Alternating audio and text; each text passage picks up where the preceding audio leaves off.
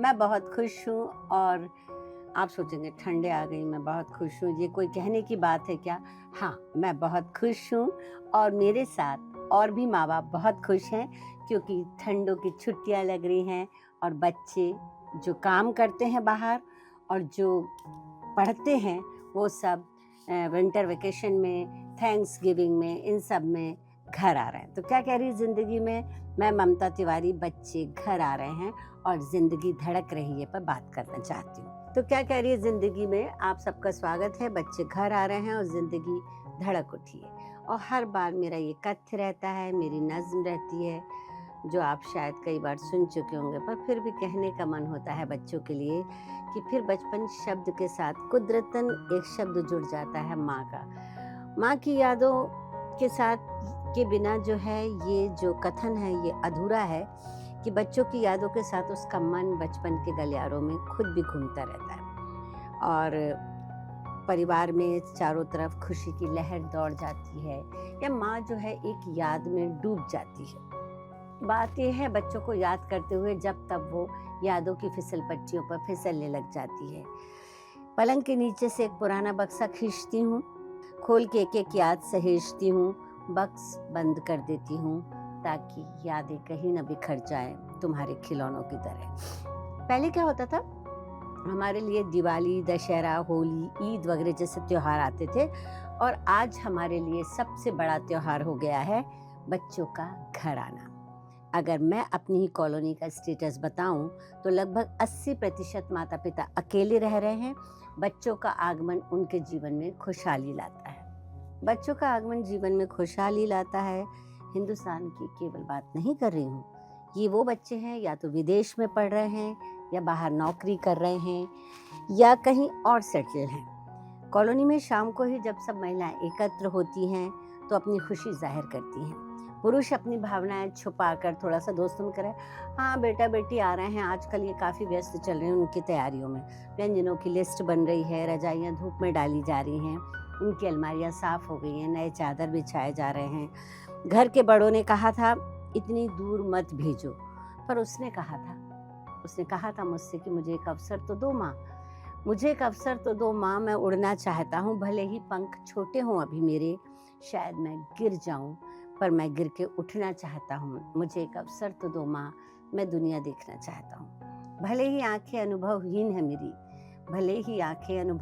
है मेरी, पर तुम्हारी अनुभवी आँखों का भागीदार बन अपने अनुभवों को भी दुगना करना चाहता हूँ।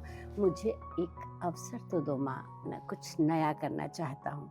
भले ही डगर आसान ना हो मेरे लिए, भले ही डगर अनजान हो मेरे लिए और तुम्हारे बनाए फूलों के रास्ते भी ना हो, पर संघर्ष के कांटों से रूबरू होना चाहता हूँ। मुझे एक अवसर तो दो, मैं जिम्मेदारियाँ उठाना चाहता हूँ। भले ही खिलंदड़ा मनमौजी अलमस्त हूँ, पर तुम्हारी तरह काम को बोझ लिए बिना जिंदगी की कड़वाहट को मिठास समझ घूंट घूंट पीना चाहता हूँ। मुझे एक अवसर तो दो माँ, मैं जुझारू होना चाहता हूँ।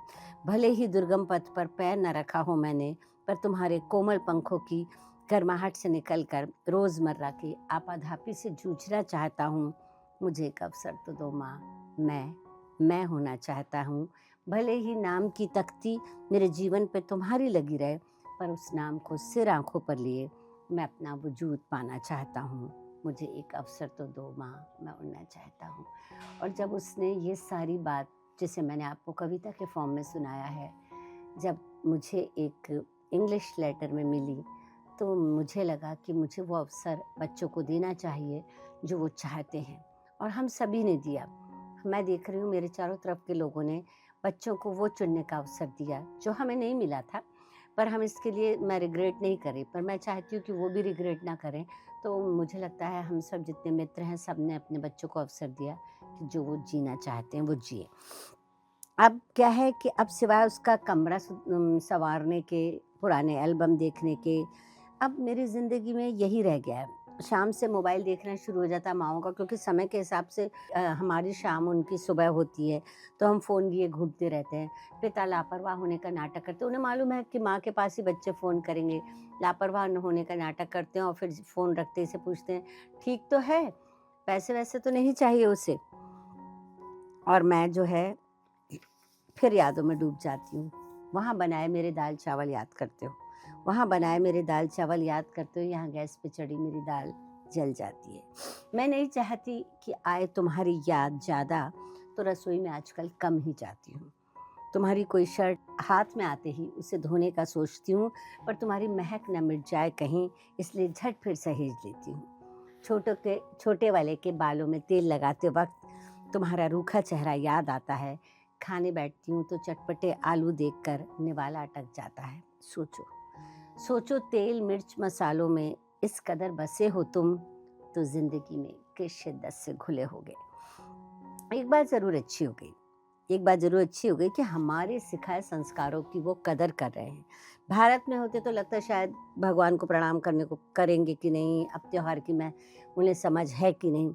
पर अब मैं देखती हूँ कि पुरानी दिवाली होली के किस्से वो याद करते हैं, फ़ोन पे बात करते हैं, माँ पिछली हम लोग होली पे ये किया करते थे, दीपावली पे वो करते थे, कब अमरूद आ रहे हैं, कब होली आ रही है, ये सब बातें उन्हें याद रहती हैं। अब वो पूछ पूछ कर त्यौहार मनाते हैं, भगवान के आगे हाथ जोड़ते हैं।